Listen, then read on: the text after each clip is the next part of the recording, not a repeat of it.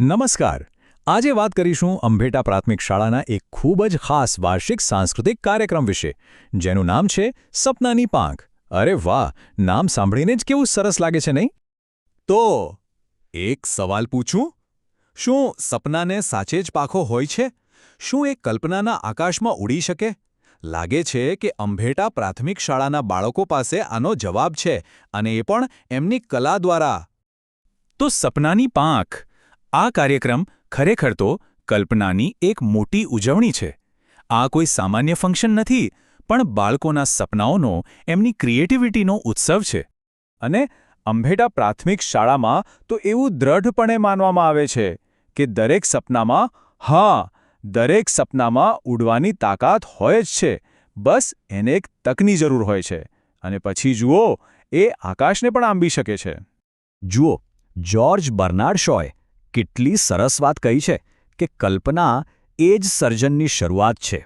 પહેલાં આપણે વિચારીએ છીએ અને પછી એને હકીકતમાં ઉતારીએ છીએ. બસ આ જ તો આપણા બાળકોએ કર્યું છે. એમની કલ્પના શક્તિથી એક એવી દુનિયા બનાવી છે જે જોઈને આપણે બધા દંગ રહી જવાના છીએ.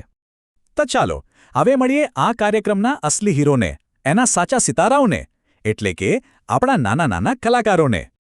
આપણે જે સ્ટેજ પર જોઈશું એ તો થોડી મિનિટોનું પરફોર્મન્સ હશે, પણ એની પાછળ આ બાળકો અને એમના શિક્ષકોની મહિનાઓની મહેનત છે, એમનો પરસેવો છે. અને ખાતરી છે કે આ મહેનત એક એવી સાંજ બનાવશે જે આપણને બધાને હંમેશા માટે યાદ રહી જશે. તો આ સાંજે શું જોવા મળશે? વેલ, આપણને મળશે મજાના આનંદી ગીતો, જોશથી ભરપૂર એનર્જેટિક ડાન્સ અને મનને સ્પર્શી જાય એવા નાટકો. અને હા, હજી તો બીજા ઘણા સરપ્રાઇઝ પણ છે. ચાલો તો હવે સૌથી અગત્યની વાત, કાર્યક્રમની બધી વિગતો પર એક નજર કરી લઈએ, જેથી આપણે આ ખાસ સાંજે પહોંચી શકીએ.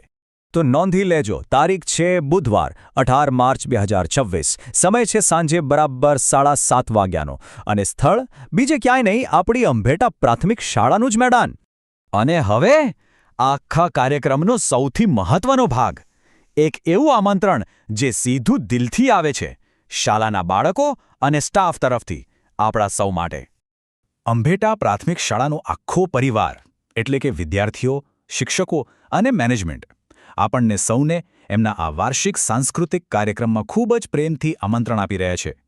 આ વાત સમજવા જેવી છે. આપણે ત્યાં જઈશું એ જે બાળકો માટે સૌથી મોટું પ્રોત્સાહન છે. આપણી તાળીઓનો અવાજ સાંભળીને એમનો આત્મવિશ્વાસ ક્યાંય પહોંચી જશે. એટલે ચાલો આપણે સૌ ભેગા મળીને આ નાના કલાકારોનો ઉત્સાહ વધારીએ. ફક્ત એક શું છે? એક સમાજ, એક સાંજ, અને એક સાથે મળીને બાળકોના સપનાની ઉજવણી. આ એકતામાં જ તો ખરી મજા છે, ખરી તાકાત છે.